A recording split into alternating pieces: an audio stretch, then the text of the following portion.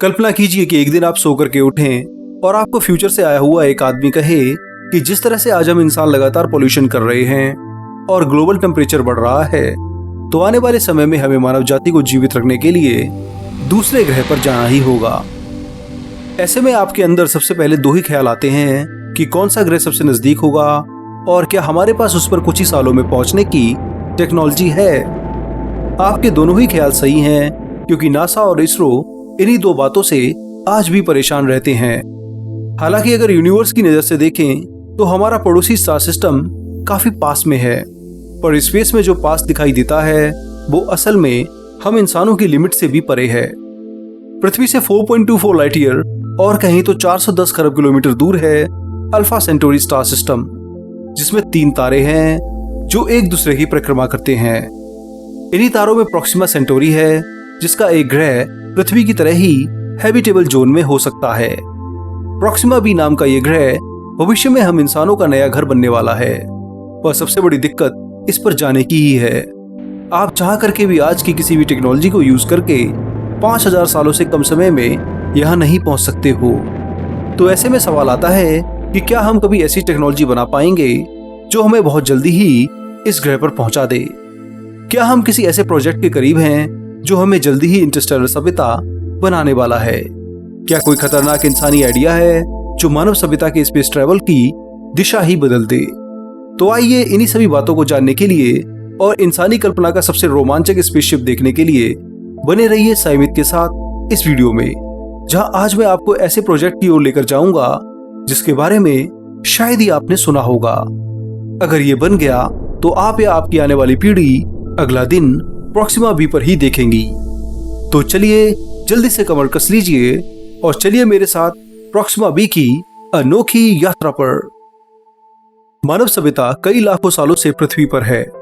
आज तक जितने भी मनुष्य पैदा हुए सभी पृथ्वी पर ही अपना पूरा जीवन जी करके गए, पर हमारे पूर्वजों ने जिस तरह से पृथ्वी पर नेचुरली अपना जीवन जिया वो शायद हमारी आने वाली पीढ़ियों के लिए मुश्किल हो सकता है। जिस तरह से हम लगातार विकसित हो रहे हैं और अपने आसपास के वातावरण को दूषित कर रहे हैं, तो हो सकता है हमें अपनी सभ्यता के अस्तित्व के लिए दूसरा घर देखना पड़े। पृथ्वी आज एक सीमित रिसोर्स वाला ग्रह बन चुकी है। बढ़ती जनसंख्या, लगातार बढ़ता तापमान, पिघलती बर्फ की चादरें और घटते जंगल इस बात की गवाही है कि हम इंसानों की एक्टिविटीज धरती को धीरे धीरे रहने लायक नहीं छोड़ रही। वैज्ञानिक अनुमान लगाते हैं कि यदि हालात ऐसे ही चलते रहे तो आने वाले 100 सालों में ही हमें अपनी सभ्यता को बचाने के लिए दूसरा घर ढूंढना पड़ेगा। ऐसे में सबसे नजदीक केवल प्रोक्सिमा सेंटोरी स्टार का ग्रह प्रोक्सिमा बी ही बचता है, क्योंकि वैज्ञानिक मानते हैं कि यह हमारी पृथ्वी की तरह ही अपने तारे के हैबिटेबल जोन में आता है। ये आकार और मास में भी पृथ्वी की तरह ही है। रॉकी प्लैनेट होने के कारण इस पर मानव सभ्यता आराम से बच सकती है। यह ग्रेविटी भी पृथ्वी की तरह ही महसूस होगी, जिससे शायद आपको यही लगेगा कि आप दूसरे ग्रह पर नहीं बल्कि पृथ्वी पर ही हो। खैर, इतना पास होने के बाद भी हम अगर 1000 किलोमीटर पर सेकंड की स्पीड का स्पेसशिप भी बना लें, जो कि वाइजर 1 से भी 60 गुना तेज हो, तो भी यहाँ पहुंचने में हमें 1300 साल लग जाएंगे, जो कि बहुत ही ज्यादा है। ऐसे में दूसरा ऑप्शन यही है कि हमें ऐसी टेक्नोलॉजी चाहिए जो इससे भी तेज स्पीड से इंसानों को यहाँ ले जाए। अब ऐसे में एंटी मैटर स्पेसशिप और ब्लैक होल स्टारशिप जैसे कॉन्सेप्ट पहले से ही मौजूद हैं, पर एंटी मैटर को स्टेबल बनाना और यूज करना अभी हमारे लिए बहुत दूर की बात है। वही बात करें ब्लैक होल स्टारशिप की, तो उसके लिए एक छोटा ब्लैक होल बनाकर एनर्जी लेना शायद हम तभी कर पाए जब हम टाइप 2 सिविलाइजेशन बन सकेंगे। अगर हम हाइपोथेटिकली इन्हें कर भी लेंगे तो हमें पूरी मानव जाति को प्रोक्सिमा बी पर पहुंचाने में हजारों स्पेसशिप लगेंगे, जिनके लिए कितना फ्यूल और रिसोर्स चाहिए वो शायद ही हम कभी पूरा कर पाए। तो ऐसे में थक हार कर मानव सभ्यता के पास एक ही टेक्नोलॉजी बचती है, जिसमें वह आपको और आपकी आने वाली कई पीढ़ियों को एक साथ लेकर पूरे एक इकोसिस्टम के साथ प्रोक्सिमा बी पर उतर सकता है।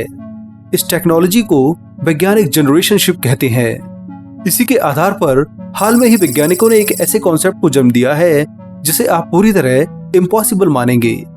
सोचिए एक शहर के आकार का स्पेसशिप जिसमें दुनिया की हर एक चीज होगी, पृथ्वी के जीव, खेत, पौधे, स्कूल, कॉलेज और खुद इंसान। इसे आप स्पेस में तैरता हुआ मिनी प्लेनेट भी कह सकते हो। इस महाविशालकाय स्पेसशिप का नाम है क्रेसेलस, जो कोई सिंपल रॉकेट नहीं बल्कि 58 किलोमीटर लंबा एक ऐसा रॉकेट है जो कि मंगल ग्रह के चंद्रमाओं और कई विशाल एस्टेरॉइड से भी बड़ा है। वैज्ञानिक इसी स्पेसशिप के आधार पर प्रोक्सिमा बी पर पहुंचना चाहते हैं। आइए अब जानते हैं कि ये कैसे बनेगा और कितना बड़ा होगा और कितने सालों में ये यहाँ पहुंचेगा। क्या इस तरह का जनरेशन शिप बनाना सच में पॉसिबल है या फिर ये कॉन्सेप्ट भी नासा के कई फ्यूचरिस्टिक कॉन्सेप्ट की तरह कई फाइलों में खो जाएगा। विशालकाय क्रेसेलिस स्पेसशिप को हम पृथ्वी पर डिजाइन करके स्पेस में लॉन्च नहीं कर सकते हैं। इसके लिए इसे स्पेस में ही बनाना होगा। पृथ्वी से कई पार्ट्स को एक खास पॉइंट पर ले जाकर असेंबल करके ही इसे बनाया जा सकता है। क्रेसेलिस कॉन्सेप्ट को डिजाइन करने वाले इंजीनियर्स इसे असेंबल करने के लिए लैग्रांज पॉइंट 1 को यूज करेंगे। ये पॉइंट पृथ्वी और सूर्य की ग्रेविटी से बना एक स्टेबल पॉइंट है जहां पर ऑब्जेक्ट्स ऑर्बिट करते हुए स्टेबल रहते हैं। तो पृथ्वी से करीब 15 लाख किलोमीटर दूर लैग्रांज पॉइंट पर क्रेसेलिस का निर्माण शुरू होगा, जिसमें 25 साल तक का समय लगेगा। हालांकि इसके बनने से पहले जो भी इनिशियल जनरेशन प्रोक्सिमा बी पर जाने के लिए तैयार होंगी, उन्हें 70 से 80 साल तक अंटार्कटिका में एक खास ट्रेनिंग करनी पड़ेगी। इस ट्रेनिंग के जरिए वो आइसोलेटेड एनवायरनमेंट में जीना सीखेंगे और जानेंगे कि ऐसे वातावरण को कैसे अडेप्ट किया जाए। इन सीमित जगहों में रहने से वह मानसिक और सामाजिक चुनौतियों से निपटना सीख पाएंगे। और जब ये ट्रेनिंग खत्म होगी, उसके बाद ही क्रेसेलिस का निर्माण शुरू होगा। 58 किलोमीटर लंबे स्पेसशिप को बनाने के लिए पृथ्वी और चांद दोनों की रिसोर्स की मदद ली जाएगी और साथ में इसके लिए स्पेशल 3D प्रिंटिंग पार्ट्स भी यूज होंगे जो उसकी डिजाइन को और स्टेबल बना सकें। स्पेसशिप कई मॉड्यूल्स को मिलाकर तैयार किया जाएगा, जिसमें 3 खास मॉड्यूल होंगे। इन तीनों में से 2 मॉड्यूल केवल फ्यूल के लिए डेडिकेटेड हैं और तीसरा मॉड्यूल ही हमारे काम का है, जिसका नाम हैबिटेट मॉड्यूल है।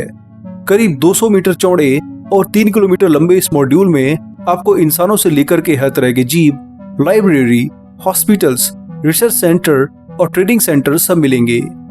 ये 5 स्टेज में होगा और हर स्टेज में 6 शैल होंगे। पहले शैल में फूड प्रिपरेशन होगी, जिसमें खेती भी शामिल है। तो दूसरे सेल में कम्यून्स स्पेस होंगे, जैसे कि पार्क्स, कैफेटेरिया और लाइब्रेरी, जहां कई लोग एक साथ बैठकर डिस्कशन कर सकते हैं। फिर तीसरे सेल में विशालकाय गार्डन्स होंगे और इसके साथ साथ कई जनरेशन्स के रहने की भी जगह यहीं होगी।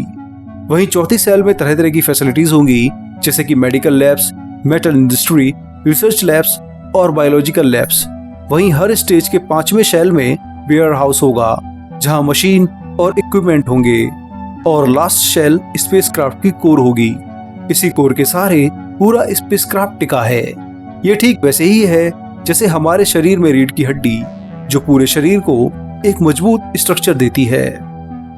अब इन सभी 6 सेल्स में केवल 5वीं शैल को छोड़कर हर सेल रोटेट करते हुए आर्टिफिशियल ग्रेविटी क्रिएट करेगी, जिससे वहां पर मौजूद लोगों को बिल्कुल पृथ्वी की तरह ही ग्रेविटी फील होगी।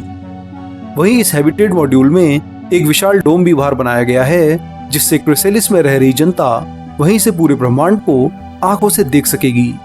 करीब 130 मीटर ऊंचा और 360 मीटर चौड़े इस डोम से प्रोक्सिमा बी तक के सफर में जो कुछ भी स्पेस में दिखाई देगा वो देखा जा सकेगा।